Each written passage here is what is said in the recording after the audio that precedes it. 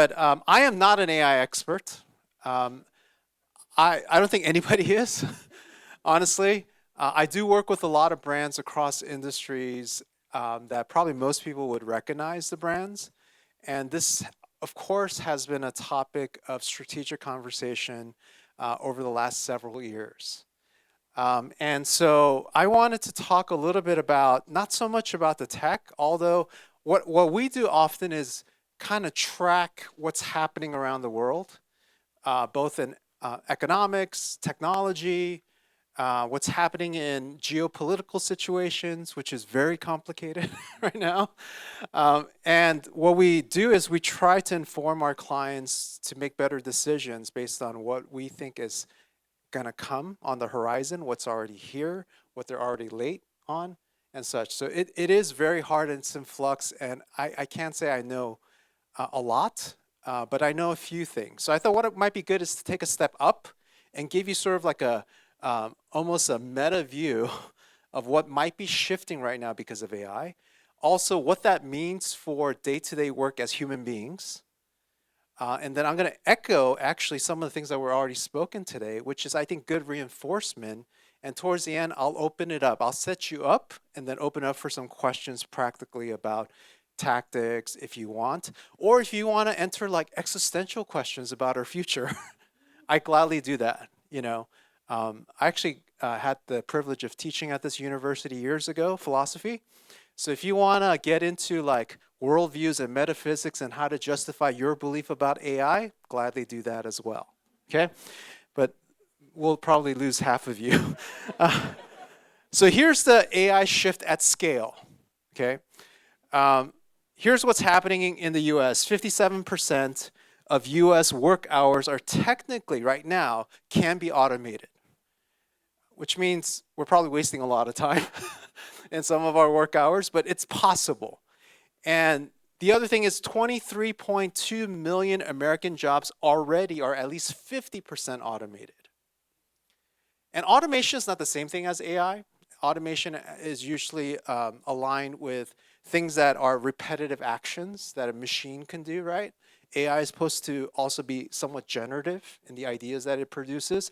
But, that just shows like out of the 160 million jobs, a good portion of maybe a seventh of it, and out of those seventh, like a lot of those can actually be half the time. And this is why like companies like Amazon are somewhat cutting the workforce, but planning to double their production, right? So there is this reality, and some of you are college students here literally right now. You are experiencing, if you're 22 to 27, 7.1% unemployment, because a lot of these replaceable jobs are early entry level career jobs, positions. And that's 3% higher than the average unemployment rate. And when you look at other countries like China, different countries out there, a lot of the unemployment of this age group is actually in double digits. So there is a significant challenge of what this means practically for the human race and what careers look like.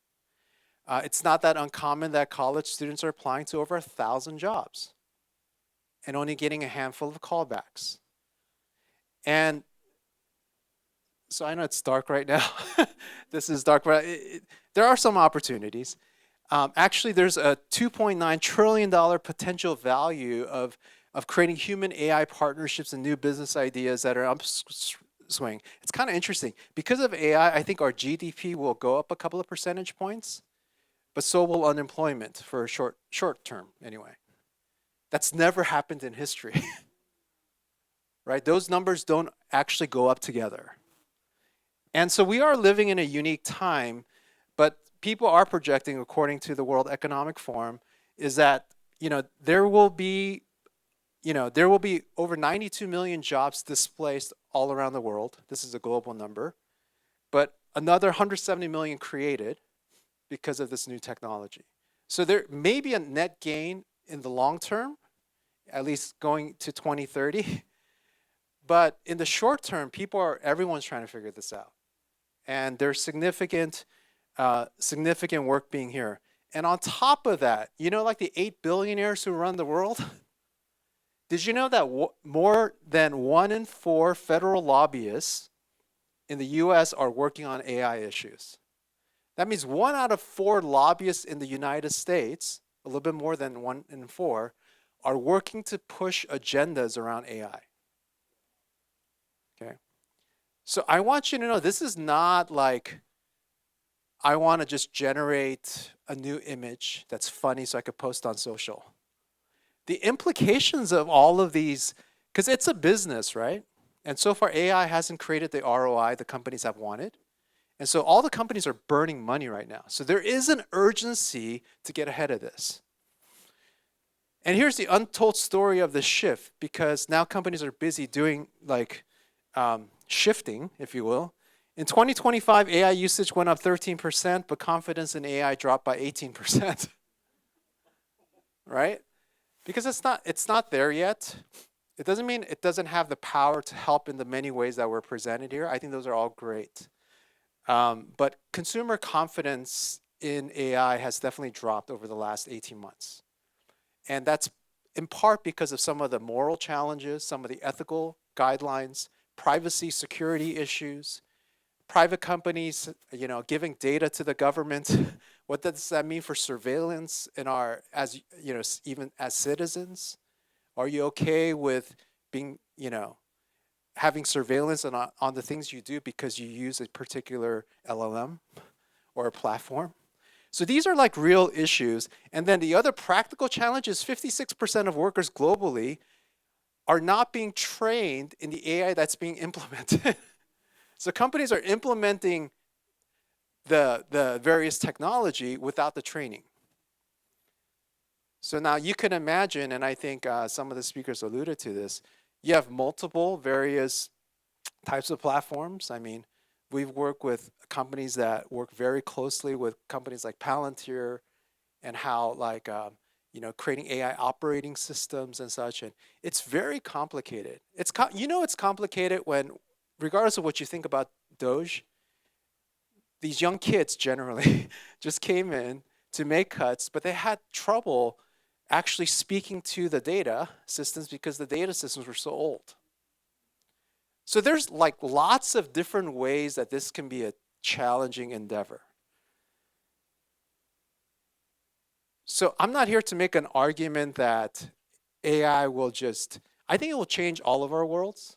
That's just the reality, because there's too many external force powers that will push it forward whether or not you like it or not. That's just kind of the reality. And there may be some things we can do, but I'm not quite sure yet. Okay? So just being honest. But here's the thing about AI, just when you think about it, this is the way I think about it is, AI is generally more about remixing things than it is about invention. It's really more about task completion than it is about creativity. In fact, there was a professor in University of South Australia. He did a whole study around human creativity as well as technological creativity, and he found that he did a scale from like 0 to 1, 1 being like the most phenomenal creatives in the world, and it started to track all the data, all the various characteristics, all the variables, and then he concluded that AI currently, anyway, it may change in the future, but currently is at 0.25. Right now, it's kind of at the amateur level of a creative. That's why you could already tell what's AI or not sometimes, right? You may not even be an artist, but you're like a professional viewer, right? It's like people like, oh, I don't like that song. Based on what? Well, I just don't like it because we're professional listeners, right? But I think what's terrible, and we see it in our business because we have a creative studio as part of our business, and we help like companies that actually invest in the latest AI design companies. But who do they come to when they want to promote that partnership? I said in jest, why don't you guys use the company you're investing in to generate the graphics? But they still come to us. Because there's something about, like, even in creativity, like human intuition, a sense. I think we're talking in the back, about like there are people who care about typeface and why it's important in certain environments versus not. Why certain the psychology of color. And all of these kinds of things that you could probably prompt, but not to the level of sophistication that's sometimes required to communicate to an audience in an effective way. So, will it get there? I don't know. Because I feel like creativity will always have certain elements that seem like non material, non physical. And combine that with a designer's experience, their perspective about the world, what they think, which problem they're solving with their design, for example. Those are all factors that will make humans uniquely human, I think, forever. And AI currently, right now, is really about velocity, a lot about velocity, instead of critical thinking. And you can kind of see this like in create like pre-common generative AI usage. When someone sat down and they did a study about this, and they were asked to brainstorm ideas, the average person would come up with like 8 to 12 ideas for a problem. Post chat, if you will, I'll just attack OpenAI. Post chat, the numbers are 3 to 5 unique ideas. So we are literally handing over our ability to invent to some extent. The erosion, like, college students who write papers solely on AI, usually some research has shown that uh, college students who just like use AI to write their papers have less of a unique perspective, less critical thinking skills, have more difficulty making an argument or holding a position. Because in order to have critical thinking skills, it takes time. It takes wrestling over the concept from multiple angles, and it forces your brain and your mind to flex in ways that it can only flex if there's discomfort. And so critical thinking is going to be not always there because AI will use whatever data set you give it to remix and reproduce things that may be new in the sense like you didn't think of it at the moment, but not new in the sense of like it's never been thought before. So, but I think our enemy is not AI or new technology. I think it's our willingness to surrender our human agency and our influence within businesses. I think we just got to be very cautious about handing over the keys to people we've never met, with values we've never seen. And so just be mindful of that. Here's the tension, and I think Al, you may have alluded to one of these points. I think is you can keep in mind you need kind of both. Is short-term efficiency great? I think anything you could do in a business to like businesses generally want to do one of three things: increase profit, lower cost, mitigate risk. Right? It's usually in those three buckets. So you want to think about short-term efficiency, and I think AI can help you do that. But you also want to think about like long-term effectiveness. Is what you're creating valuable for the future? Also, it's going to be a constant balance between AI reliance and human development. And I think we see kind of a little bit of the early shift. I mean, recently Microsoft committed $4 billion to train, I think, 20 million of its employees to become efficient in AI. So people realize that even if you have the tools, you got to develop the human beings to use the tools. So it's not just exciting if you're a leader of a small company, you just show up and say, hey, we're just going to use Claude now without any attached training. And here's the great thing about this whole learning is most people, they say this was last year, so numbers may have changed now, but like 9 out of 10 people spend less than 10 hours learning about AI. So you have actually a competitive opportunity to take a course. There are a lot of great courses out there that you can take around just kind of learning some of the basics, because this is not like something you're going to do on the side. This is kind of the world you live in. It's like asking the question years ago, like, should I learn how to use a phone? It's just going to be a part of our culture because of, once again, the 7 main tech companies and the 8 billionaires who run it will force this on us whether we like it or not. Okay? So it's your responsibility to know how to respond to that in a way that makes sense and is aligned to your purpose and values. And then the tension between the speed of integration, because it seems like every week all the LLMs are basically learning from each other, and it's becoming sort of like a commodity, right? It's you could just pick it up. It doesn't matter if you use Chat or Jasper or whatever else you want to use. You could probably end up in a place where it's kind of similar output.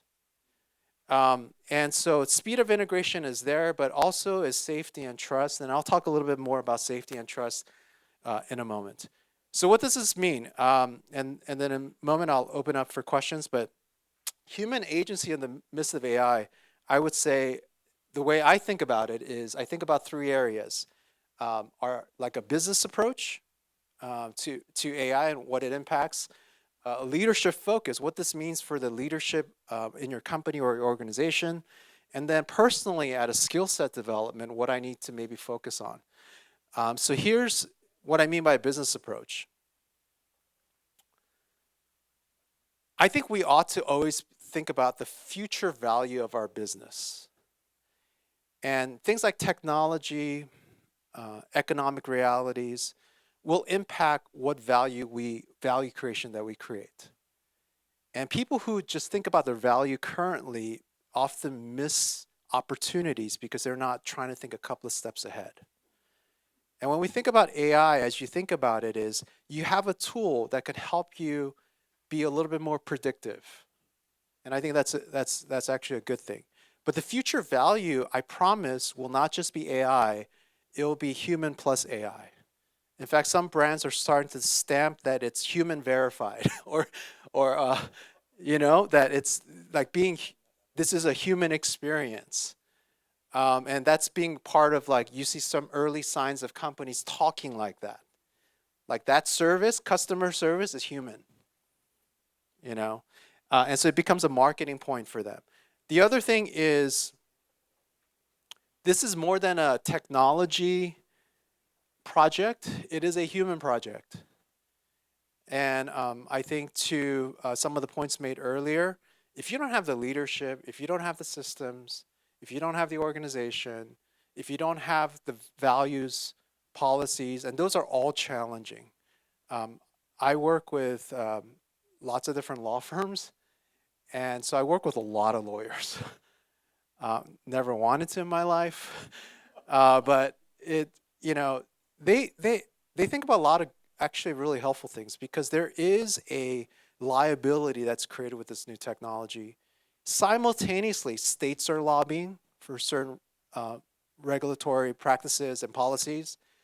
Federal government, I think, has one of the largest lobbying groups. The U.S. Chamber of Commerce lobbies all the time because they don't necessarily want states to go ahead of the federal government. So everyone's kind of vying for position, but there's implications of IP, security, privacy. So it's beyond the fun, it's actually a lot of work to stay focused on how you can best serve your company. So it's more than technology, but it's about people development. I'm encouraging leaders all the time. You got to develop your people.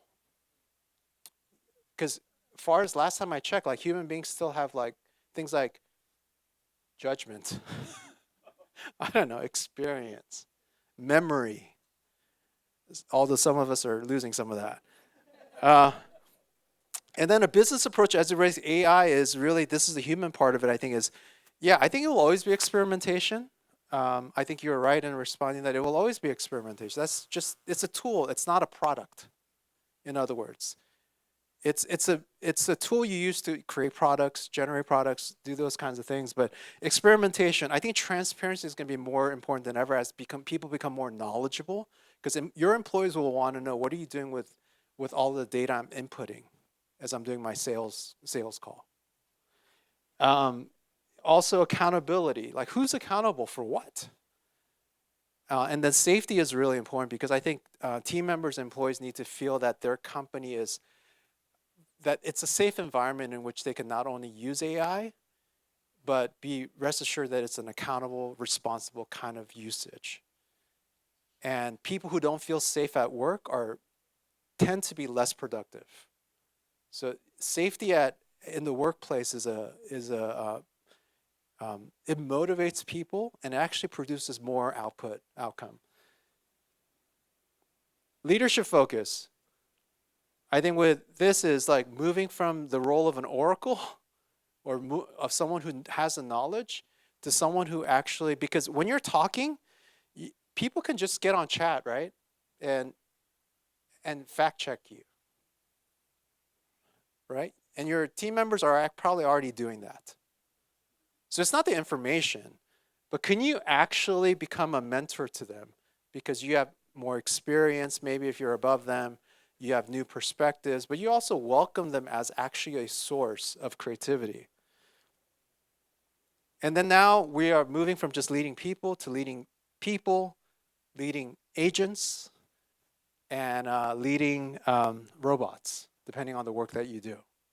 And so now leadership have like multi-tier usage, and you could Google this, but McKinsey did a great report on AI and just kind of the human role in it last year, and in there it talks about like different industries where the numbers are kind of swaying as it relates to where to focus on people versus agents versus robots. But just to kind of know like these are options. But yeah, I think it's very going to be more commonplace in the next year. I have several friends who started companies and all their employees are agents. I think was it Brian who talked about that? Yeah, it's a team of agents.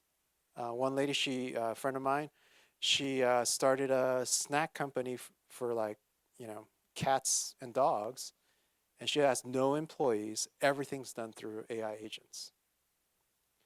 So just to kind of think like it might be possible. A friend of mine leads UC Berkeley's. I was talking to him yesterday. UC Berkeley's AI integration efforts in their education, and he was telling me like, yeah, this whole semester he's been just training his AI agent for each of his classes and putting in all the information, all the lectures, all the discussions, all the recordings, all the audio, and everything like that, so that he could hand the course to someone else who's going to teach it after him, so that they could ask the agent and not him.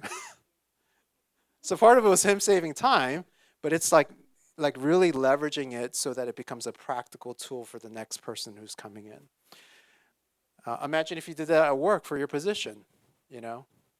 We've tasted the pain of like someone leaving, but they took all of the intel. uh, and then vision, like humanize the vision. In other words, like include human beings in your vision. Don't let a machine just tell you what your vision is or just justify your vision. But human beings are incredible resources of creativity, new perspectives. And all of you sitting here have such a unique collection of experiences and moments in life that can't be mimicked by a machine. And so I hope that you don't forget how unique you are and the potential you have as you lead others. And the skill set development, I won't spend too much time on it. This was already mentioned: critical thinking, social and emotional intelligence. But these take time to develop. I don't know. Were you born with? Like my wife reminds me all the time, like, no emotional intelligence. I mean, it's just like it takes time to learn. You get better. I'm getting there. But also adaptive intelligence, which speaks to like being able to look at the output of AI and actually being able to critique it, and not just taking it at its word, but questioning it, verifying the facts, having further conversations about weaknesses about a particular framework it just produced. What are some concrete examples? Are those examples actual? So I think just upskilling our development will help you. So if you're 22 if you're like, I don't know, you're a junior right now and thinking about a career, all these skills will become vital. And I think companies will kind of start to see that you still need to hire smart people who can work with tools. And these are skill sets to develop. So your agency, I think, could shape the future of AI to some level, or at least shape the future of your business. And so I just want to encourage you, like, don't let go of being human. We need humans more than ever. And far as I can tell, I think you're really here. So thank you for making the time to be here. I'm going to open up for questions, and then Andy's going to come up and we'll have a short conversation. But any immediate questions or thoughts or How are you feeling from when you started this morning at 8:30 to now? Yeah,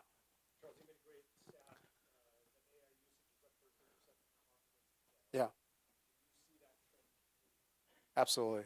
Especially among the group that has the most distrust right now are people in their early 20s.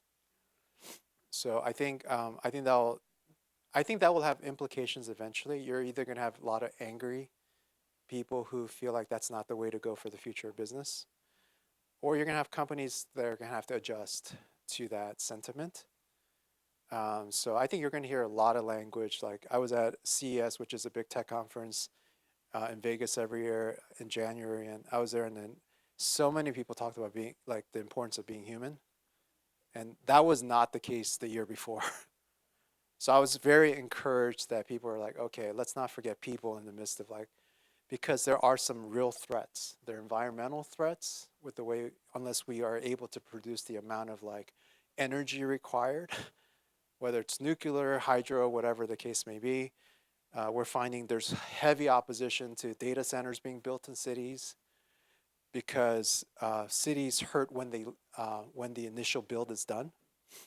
Uh, Electricity in some cities that data centers are built in go up 250%. So there's like a lot of implications, like good technology. Um, but that's with tech. Like sometimes the idea doesn't come to life. There may be great AI ideas right now, but there may be regulatory challenges. I know some of my friends who worked at like flying cars and such. It's not that technology isn't there.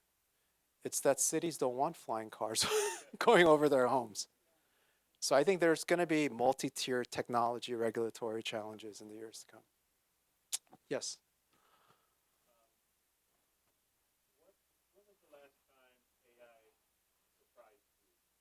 Mm.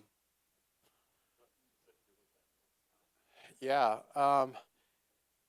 AI surprised me. During COVID, used to be a social platform called, I mean, I guess still there. No one's on it now, but Clubhouse. You guys remember Clubhouse? Anyway? And it was weird because it was the highest concentration of people in tech and VC that just all happened to be there because I think we all had time during COVID. And when I first heard like the testing, I forget the gentleman in the back. You gave me a business card with a phone number to call, and Ernest. Okay, yeah. And you talk to um, virtual person, right? When I first heard that, this was like 5 years ago, I guess. It was amazing. The lady, and we were all testing out like how she would respond to questions, and it was just so phenomenal. It felt like you were talking to a real human being. Since then, now I'm more not so much shocked, but I'm thinking about the implications. Like you see, for example, like neither here or there. Whatever you think about marriage, marriage is at least childbirth is going down. Like California, 0.5% I think right now. We work with some school districts, and so that's becoming a huge financial challenge projecting down the road, right? But people, I think, can easily opt out for kind of humanoid robots instead of real children. I think relationally, you see some of that happening already. You add the artificial part of a artificial like boyfriend girlfriend's already there. So, and it's real, right? But then you add a physical robot body that looks human, and then you're going to start. I think you're just going to start to see like very interesting outflows of technology that it's not surprising that, but it's surprising, you know. So for me, I'm very curious about what does that mean for human relationship. Right now, I think half of young men have never asked a girl out. It's all via obviously apps and connections. But if you have never had never felt rejection in a physical sense, like, hey, you want to go out? No. So, uh, but I think we are on the verge of the implications of all this tech that's so helpful at one level, and yet, but then who's going to guard the line? You know, because there's so much money on those who are producing it. So sorry, part of me is very like cautionary as we think about this. Maybe one more, and then we'll, yeah.